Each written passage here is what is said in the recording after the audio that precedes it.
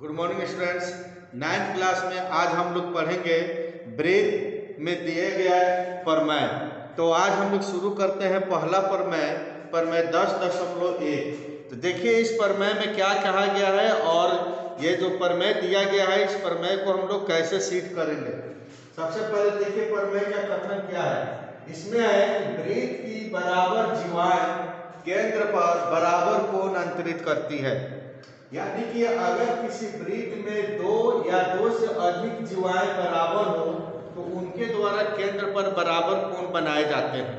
जैसे यहाँ पर देखिए, यहाँ पर एक वृत्त दिया गया है और इस वृत्त में ए बी और पी क्यू ये दो जीवाएं हैं और ये दोनों जीवाएं आपस में बराबर है।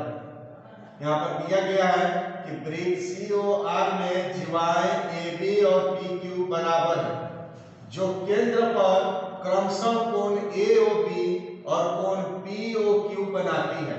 यहाँ केंद्र पर देखिए दो कोण बने हुए हैं, एक कोण AOB जो जीवा AB के द्वारा बनाया गया है और कोण POQ ये कोण ये जीवा PQ के द्वारा बना है।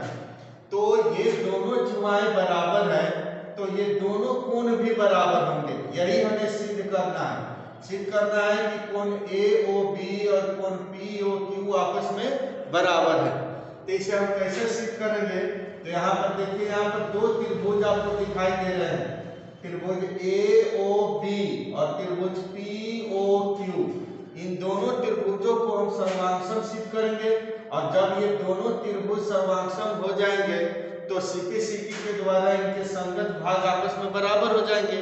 तो यहाँ पर देखिए त्रिभुज AOB यानी कि AOB और त्रिभुज POQ में दोनों में देखिए इसका ये त्रिज्या है AO और यहाँ पर PO ये दोनों बराबर है क्योंकि ये दोनों वृत्त की त्रिज्या है और आप जानते हैं कि वृत्त की सभी त्रिज्याएं आपस में बराबर होती है, इसलिए AO और PO बराबर है।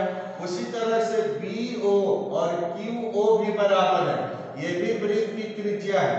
तो AO बराबर PO वृत्त की त्रिज्या, BO बराबर QO ये भी वृत्त की त्रिज्या है और चूंकि AB और PQ बराबर दिया गया है, ये दोनों जीवा है और ये दोनों जीवा प्रमेय में बराबर दिया गया था, यहाँ पर बराबर दिया गया है।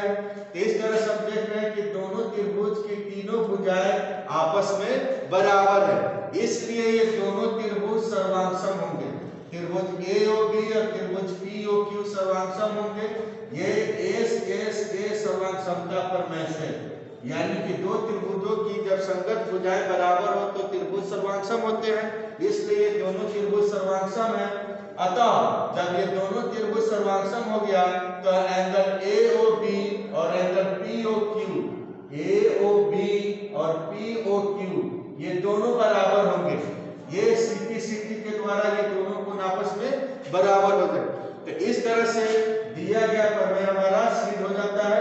यही हमें प्रमाणित करना था, तो ये आपका प्रमाणित हो गया।